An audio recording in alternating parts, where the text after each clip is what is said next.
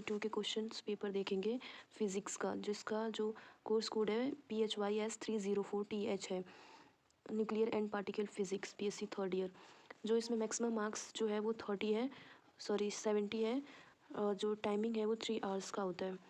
तो इसमें हमें टोटल 5 क्वेश्चंस अटैम्प्ट करने होते हैं, जिस हर एक सेक्शन से एक क्वेश्चन को चूज़ करके। मैं आगे बताती चलती हूँ इसको कि आपको कैसे अटैम्प्ट करना है, कौन सा छोड़ना होता है, कौन सा आपको करना होता है। और जबकि जो सेक्शन ए जो होता है वो कंपलसरी होता है, ठीक है। तो कंपलसरी क्वेश्चन में देख लेते हैं, छोटे छोटे क्वेश्चन 2 मार्क्स के हैं, वो कौन कौन से आए थे 2021 में। तो पहला क्वेश्चन था what is the size of nucleus. Next था एक्सप्लेन प्योरिटी। नेक्स्ट था what is the meaning of isotones. Next था what will the value of electric quadrupole moment for spherical nucleus. ये जो थे आपको सारे क्वेश्चन अटैम्प्ट करने थे, जो कि 2 मार्क्स के थे। और एक न्यूमेरिकल शॉर्ट में आ गया था convert 1 bar into metre square. और नेक्स्ट था what are the limitations of shell model. Shell model की जो है वो लिमिटेशंस बतानी थी। फाइंड मीन और average life of radioactive sample having disintegration constant as a 10 पर सेकेंड।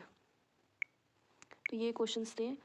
और नेक्स्ट था कि एक्सप्लेन करना है इंटरनल कन्वर्जन को, और स्ट्रिपिंग रिएक्शंस बतानी थी। स्ट्रैगलिंग की डेफिनेशन को एक्सप्लेन करना था। What is the main composition of primary cosmic rays. Cosmic rays को जो मेन कंपोजिशंस हैं उनके बारे में डिस्क्राइब करना था। तो बात कर लेते हैं, ये जो था 11 टोटल जो है हमारे पास 11 क्वेश्चंस थे, जो कि 2 मार्क्स के थे, ठीक है। तो ये यहाँ पे बनते हैं 22 मार्क्स, ठीक है। ये पूरे पूरे आपको अटेम्प्ट करने थे। तो ये होगी सेक्शन ए कंपल्सरी क्वेश्चंस की बात। अब हम देखते हैं सेक्शन बी की। तो सेक्शन बी में हमें कैसे क्वेश्चन अटेम्प्ट करने होते हैं, जैसे कि ये है क्वेश्चन 1, ठीक है। उसके बाद क्वेश्चन 1 है, फिर ये जो है क्वेश्चन आपके पास 2 है। या तो आप 1 आपको ये 1 करना है अटेंड, या फिर ये 2 करना है। इसमें से आपको देखना है कि आपको कौन सा क्वेश्चन आ रहा है, ठीक है। ये आ रहा है, या फिर ये what are the assumptions of liquid drop model, calculate the semi empirical mass formula, और ये जो value of evaluate the binding energy, ये न्यूमेरिकल था। तो ऑब्वियसली हम स्टूडेंट क्या करते हैं कि न्यूमेरिकल को छोड़ देते हैं, ये वाला ऑप्शन हम हमेशा ही लेते हैं। तो हमें ये 3 क्वेश्चन अटैम्प्ट करने होते हैं, और वो भी क्वेश्चन पेपर जब हम आंसर राइटिंग करते हैं ना, तो वहाँ पे क्वेश्चन यहाँ पे दे देते हैं कि हम फर्स्ट का जो है वो ए लिख रहे हैं, ठीक है। ताकि जो चेक करने वाला होता है पेपर, उसको पता चले कि हाँ भी कौन से क्वेश्चन अटेंड कर रहा है। और कई बार जो होता है हम यहाँ पे जल्दी के चक्कर में यहाँ पे लिखते नहीं है, फर्स्ट लिख देते हैं और आंसर लिखना फटाफट स्टार्ट कर देते हैं, जो कि गलत करते हैं हम, और नंबर हमारे को नहीं मिल पाता है उसका। तो इस करके आपका ये चीज़ गलत हो जाता है। तो आपको इस बात का जो है वो ध्यान रखना है कि हाँ आप नंबरिंग ठीक से कर रहे हो कि नहीं, ठीक है। आगे देखते हैं कौन से क्वेश्चन है। तो पहले नंबर पे है explain average binding energy and its variation with mass number. दूसरा calculate energy equivalent to 1 AMU। कितना सिंपल क्वेश्चन है यार। From magnetic moment variation explain why electron can't exist inside nucleus. ये आपको एक्सप्लेन करना था कि जो न्यूक्लियस के अंदर जो है इलेक्ट्रॉन क्यों नहीं एग्जिस्ट करता है। और नेक्स्ट था what are the assumptions of liquid drop model. जो लिक्विड ड्रॉप मॉडल है उसकी एजम्पशन बतानी थी, और सेमी एम्पिरिकल मास फार्मूला बताना था। और नेक्स्ट में देखो कैसे इन्होंने एक बड़ा सा न्यूमेरिकल डाल दिया है 4 नंबर का, वो भी बाइंडिंग एनर्जी के ऊपर। वो ऊपर वाला कितने नंबर का था, ये आपका 8 मार्क्स का था, ठीक है। ये 8 मार्क्स का था, और नीचे वाला 4। तो इसी तरह से क्वेश्चन आपसे पूछे जाते हैं पेपर में। नेक्स्ट देख लेते हैं सेक्शन सी में क्या था। तो सेक्शन सी में आया था explain using gamos theory of alpha DK how the alpha particle is emitted from nucleus, find the expression for transmission coefficient.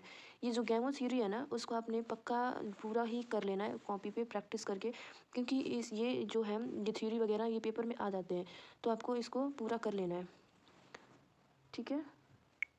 Next है what happens to the nucleus when gamma ray is emitted. ये भी वहीं से question पूछ दिया है gamma ray वाला। Next देखो 5A का क्वेश्चन में पूछा है kinematics of nuclear reaction and hence find the Q value of reaction. देखो ये कितना इंपॉर्टेंट है क्यू वैल्यू जो निकालने वाला काइनेमेटिक्स का, इसको आपने कर लेना है। और एक न्यूक्लियर क्रॉस सेक्शन की डेफिनेशन, ये बहुत ही इंपॉर्टेंट है। ये ऐसे क्वेश्चंस हैं जो क्वेश्चन में बार बार रिपीट होते हैं, तो आपको इस टाइप के क्वेश्चंस कर लेने हैं। नेक्स्ट देखते हैं सेक्शन डी में।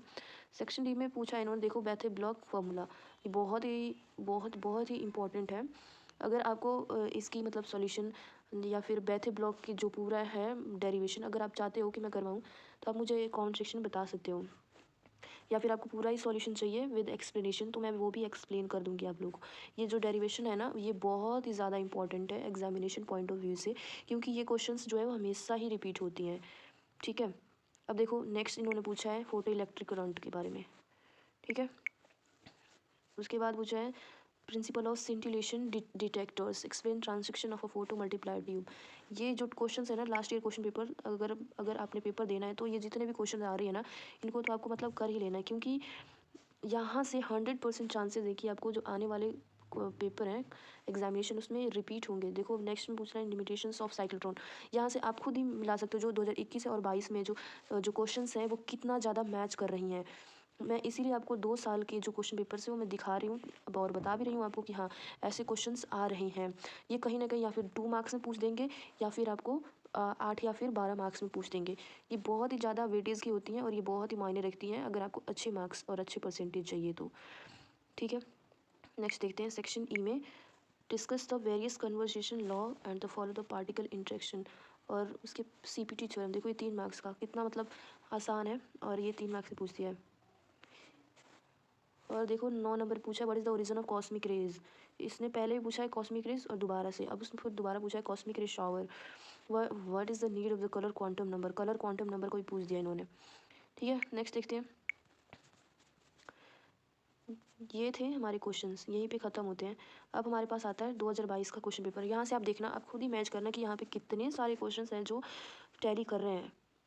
ठीक है, अगर आप पूरा ही नहीं कर पाते हो, बुक कवर नहीं हो पाता है आपसे, तो अगर क्वेश्चन पेपर ही कर ले तो आपको पासिंग नंबर से एटलीस्ट पास तो हो सकते हो। ठीक है, अगर बुक भी कर लिया और क्वेश्चन पेपर भी देख लिया तो आपके पूरे 90% मार्क्स बिल्कुल चांसेस हैं कि आएंगे। तो चलो देख लेते हैं क्या क्वेश्चंस थे।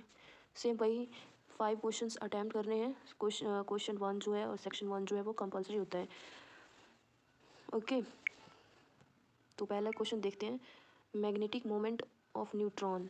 इन्होंने MCQ क्वेश्चन पूछ लिया which of the highest penetrating power और decay constant of end product of natural radioactivity series amazon is bond state of the value of boron number lepton number isospin strangeness number of neutrons are। ये MCQs हैं, आपने कर लेना इनको। अब देखो इन्होंने 2 नंबर के क्वेश्चन में इन्होंने फिर से पूछा nuclear foods are saturated foods explain what are thermal neutrons what are the process by which gamma ray may loss it energy what are Cherenkov radiation cyclotron पूछ दिया इन्होंने। Give the example of is fermion bosons baryon leptons की जो है इन्होंने example पूछा था। ठीक है, नेक्स्ट देखते हैं सेक्शन बी में क्या पूछा गया था। तो क्वेश्चन था why electron can not be constituent part of the nucleus explain in detail. देखो यहाँ पे बाइंडिंग एनर्जी पे उसमें 2021 में इन्होंने न्यूमेरिकल पूछा था और इन्होंने इस बार डेरिवेशन पूछ लिया है। और पूछा इन्होंने what interference can be drawn from the binding energy per nucleon curve. अब देखो इन्होंने फिर से ये अज्यूम न्यूमेरिकल पूछा है radius of nucleus to be given calculate density of nucleus are not दी हुई है, बाइंडिंग एनर्जी से भी है ये भी। और मैजिक नंबर इन्होंने पूछा है कि describe the nuclear shell model show how magic numbers are obtained in a nuclear shell model describe limitations of nuclear shell model. इसमें न्यूक्लियर शेल मॉडल अगर आपने क्वेश्चन पेपर ध्यान से देखा होगा तो आपको पता लगेगा कि जो मैजिक नंबर्स हैं उन्होंने पिछली बार भी पूछा था, पर इसमें एक चीज़ और ऐड कर दिया है कि न्यूक्लियर शेल मॉडल को भी डिस्क्राइब करना है साथ साथ उसकी लिमिटेशंस को भी। ठीक है, सेक्शन सी में देखो ये गैमोथ थ्योरी ऑफ अल्फा डीके, मैंने बोला था ना कि मैच होते हैं क्वेश्चन। देखो ये कैसे अल्फा डीके का क्वेश्चन यहाँ पे डिराइव करने के लिए आया है। Explain the transmission coefficient of alpha decay. और नेक्स्ट देखो 5 नंबर पूछा derive the expression for half life और mean life of radioactive substance. ये जो है 2 मार्क्स में पूछा था और यहाँ पे इन्होंने 3 मार्क्स में पूछ दिया है। Explain neutrino hypothesis of beta decay explain inverse beta decay. Section D में है Compton effect what is Compton effect derive an expression for change in the wavelength of scattered photon. ये बहुत इंपॉर्टेंट है कि कॉम्पटन इफेक्ट को कर लेना और इसकी डेफिनेशन ये पक्का ही रिपीट होती हैं। ठीक है, नेक्स्ट है why a photon can not transfer its entire energy two electron in a Compton process. ये भी इसी से रिलेटेड है, इसी चैप्टर से। Explain why visible light can not demonstrate Compton effect. इसको कॉम्पटन इफेक्ट जो है विजिबल लाइट को क्यों नहीं डेमोन्स्ट्रेट कर पाता है, ये इसको एक्सप्लेन करना था। ये कॉम्पटन इफेक्ट वाला चैप्टर बहुत ही ज़्यादा इंपॉर्टेंट है, आपने इसको कर लेना है। तो चलो नेक्स्ट देते हैं। देखो ये 12 मार्क्स का पूछा इसने GM counter. Describe the construction and working of Geiger Muller GM counter. What do you mean by dead time and recovery time of GM counter? Explain the difference between GM counter and proportional counter.